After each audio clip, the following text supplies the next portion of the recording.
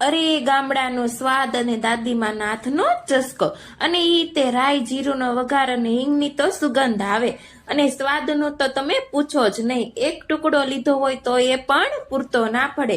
તો ચાલો હાંડવાની રેસીપીની શરૂઆત કરીએ. તેની માટે આપણે દાળ, ચોખા, મગની દાળ, અડદની દાળ આ બધું જ આપણે પલાળી લીધું. તો પીસીને આપણે આથો લાવવા મૂક્યો તો સારો એવો આથો પણ જો આવી ગયો છે. હવે તેની ઉપર આપણે વઘાર કરવાનો છે. લાલ મરચાં અને લીલું લસણ નાખીને વઘાર કરીશું. અને હવે આપણે ધાણા, મેથી, દૂધી, ગાજર, આદુ મરચાંની પેસ્ટ, મીઠું, હિંગ આ બધું જ નાખીને આપણે હલાવી નાખીશું.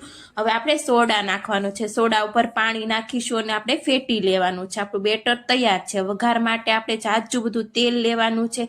તેમાં રાઈ અને તલ અને હિંગ નાખીને લીમડો બધું નાખીને આપણે વઘાર કરવાનો છે. અને આપણું બેટર અંદર નાખીને ઉપર ધાણા અને તલ નાખવાના છે. જાજુ એવું તેલ નાખશું તો જ તે આપણો હાંડવો ઉઠલશે. એટલે આપણો હાંડવો